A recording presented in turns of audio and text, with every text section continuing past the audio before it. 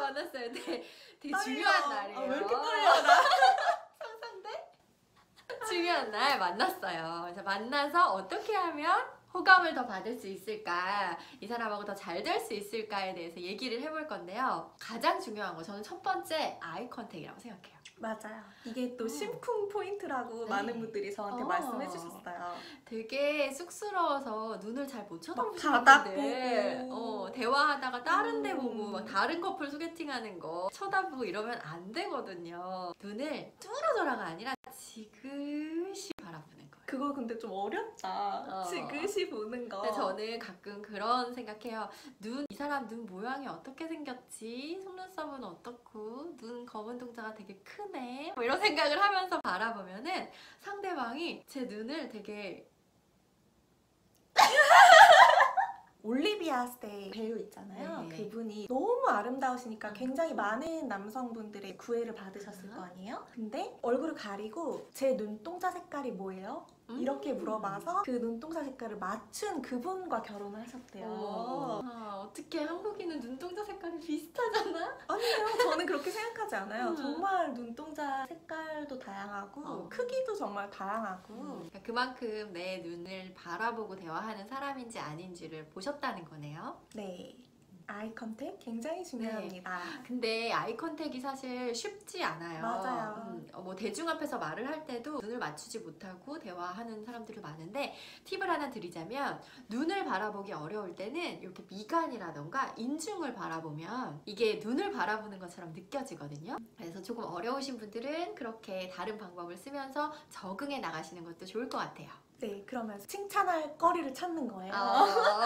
눈이 너무 아름다우시네요. 이것도 좋은데 눈동자 색깔이 너무 예쁘세요. 너무 매력적인 칭찬이다. 눈동자가 어쩜 그렇게 영롱하세요? 저는 그런 얘기는 들어봤어요. 눈이 되게 반짝반짝 빛나서 되게 생기 있어 보이세요. 이런 칭찬이 너무 기분 좋았어요. 와, 여러분께 정말 꿀팁이 엄청 나갑니다. 근데 이 눈에 대한 칭찬은 진짜 100%예요. 네. 100% 승률을 자랑합니다. 웃는 모습이 너무 예쁘시네요. 이런 칭찬도 좋고요.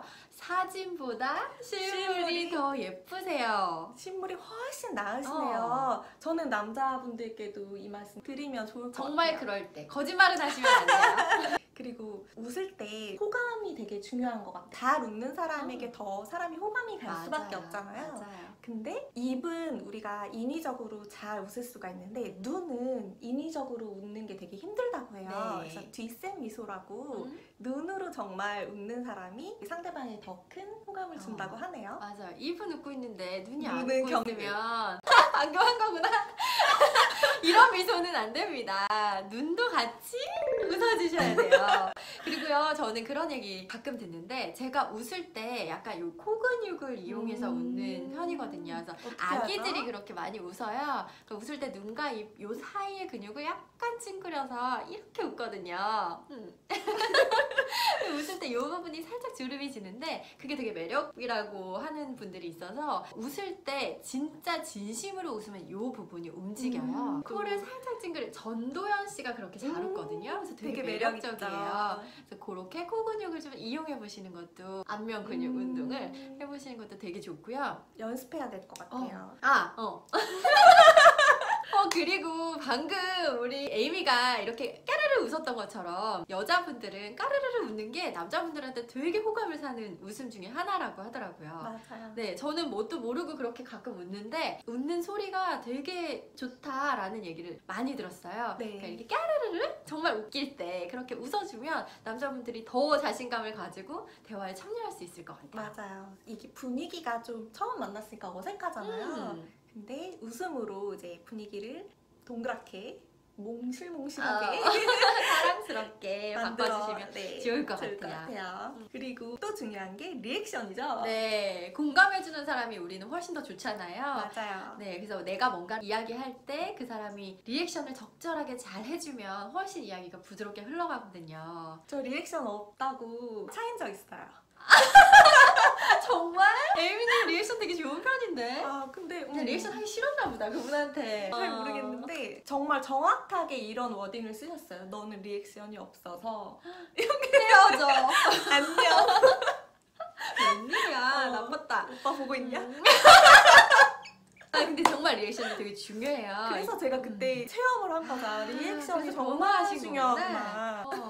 네, 리액션은요 다양한 방법이 있죠. 당연히 웃어주는 것도 리액션일 수 있고 그 사람이 말할 때 고개를 끄덕끄덕 해주는 것도 리액션이고요.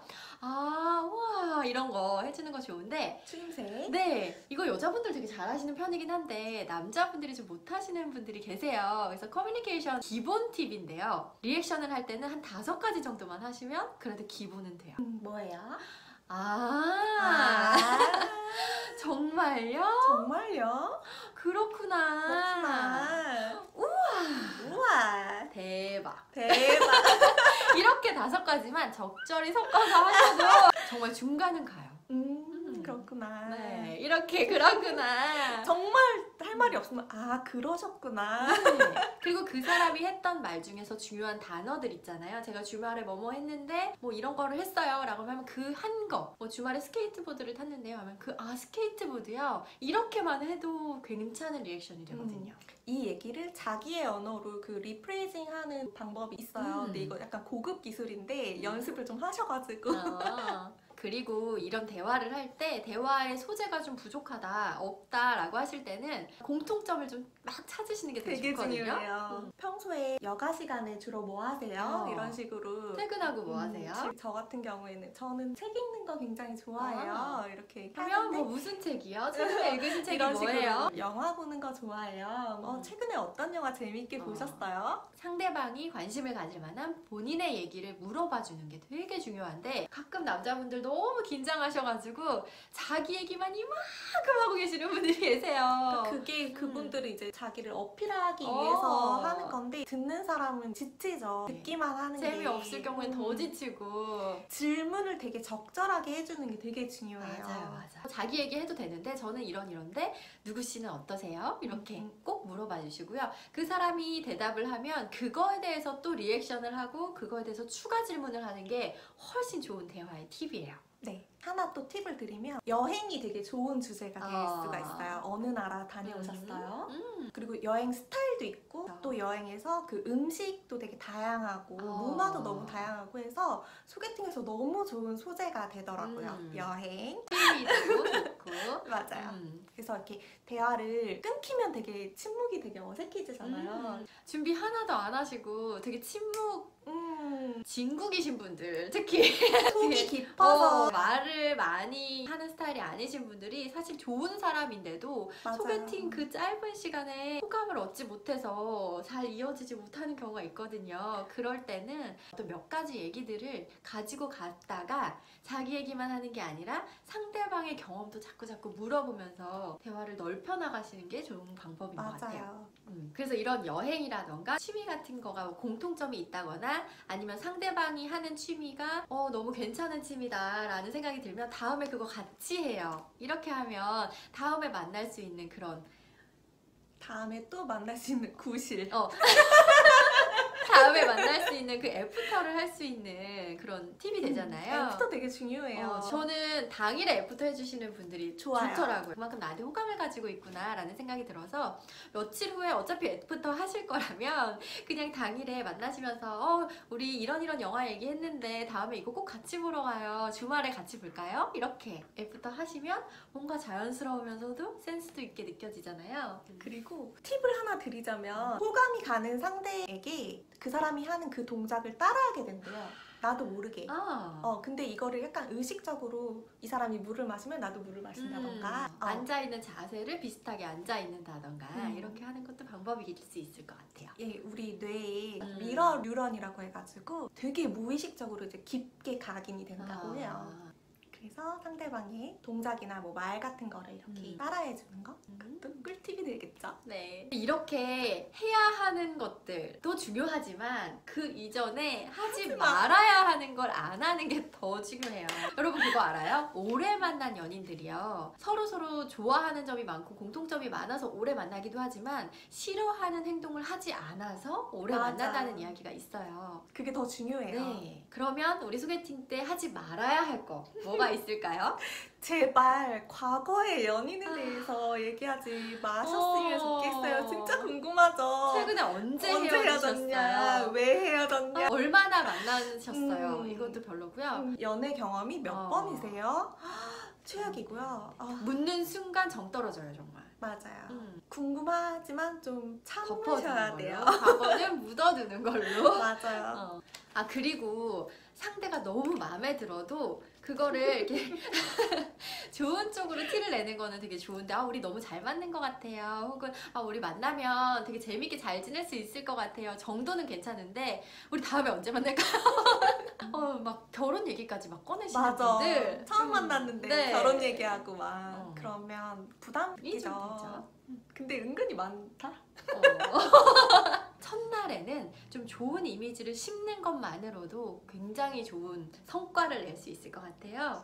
제가 한 번은 너무 마음이 조급했던 적이 있어요. 너무 괜찮은 사람일 것 같아서 제 컨디션이 좀 안 좋았거든요. 아. 감기 걸려서 콧물 나고 막 기침하고 막 이런데 근데 막 빨리 만나고 싶었구나. 못 만날까 봐 아. 강행을 했는데 그게 되게 악수였던 것 같아요. 만나서 계속 콧물 흘리고. 네, 차라리 다 낫고 일주일 후에 만나는 게 더 좋았을 텐데. 그래서 제가 그때 되게 안 좋은 목소리를 냈던 것 같아요. 근데 이제 목소리에 대해서 목소리는요, 사실 이미지 다음으로 너무너무 중요한 맞아요. 요소 중에 하나예요. 그래서 음성은 건강의 척도가 되기도 하기 때문에 이게 정말 무의식적으로 이 사람이 건강한 유전자를 가지고 있는지 아닌지를 판별할 수 있는 그런 요소도 되기 때문에요. 저처럼 감기가 있으시면 이제 다음으로 미루시는 게 네, 밀어주시고요. 최대한 목소리를 좀 안정적인 목소리로 이야기하시되 다만 부드럽게 이야기하고요. 말투는 부드럽게, 목소리는 안정적으로. 좀 중저음이 사실 많은 여자분들이 동굴 목소리 좋아하거든요. 그래서 최대한 목소리 좀 차분하게 안정적으로 낮춰서 조용조용히 얘기하시는 것도 좋고요. 그렇다고 해서 뭐 기분 좋을 때도 그렇게 하라는 얘기는 아니지만 전체적인 분위기를 안정감 있게 가져가시는 목소리로 이야기하시는 게 좋을 거라고 생각합니다. 이렇게 만나기 전, 만나기 후 되게 다양한 부분을 챙겨야 될 게 너무 많죠. 네, 이 영상이 좋다면 좋아요 많이 눌러주시고요. 댓글도 많이 남겨주세요. 네, 여러분의 소개팅 꿀팁도 알려주세요. 감사합니다. 이제 소개팅 편이 마무리가 됐습니다. 다음 주부터는 우아미의 보이스 특강, 매력적인 목소리 만들기 시리즈로 구성될 예정인데요. 아래 추천 영상도 재밌게 봐주시고요. 우리는 다음 주 목요일에 뵐게요.